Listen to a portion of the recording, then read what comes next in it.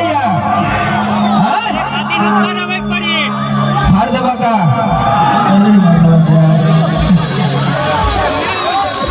अशोक सिंह साड़ू होगा बेटा।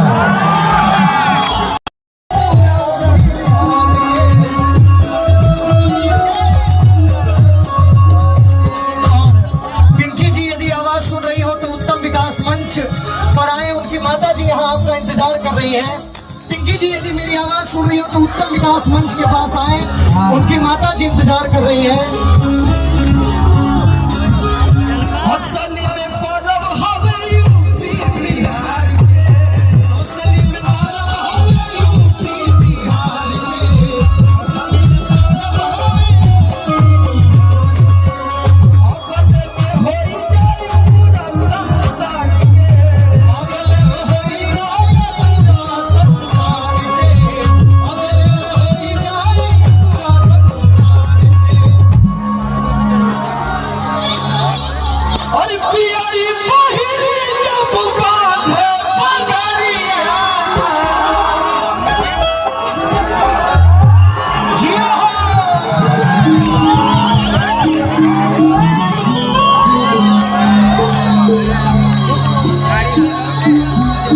हमारे साथ झूम के नाच के गावे के बाद भैया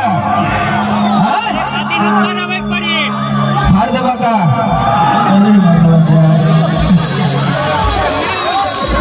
अशोक सिंह साड़ू होगा बेटा।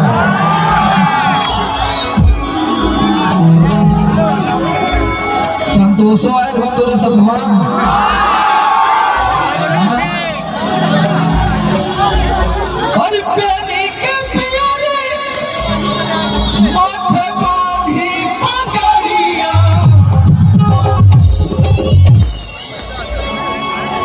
हाथ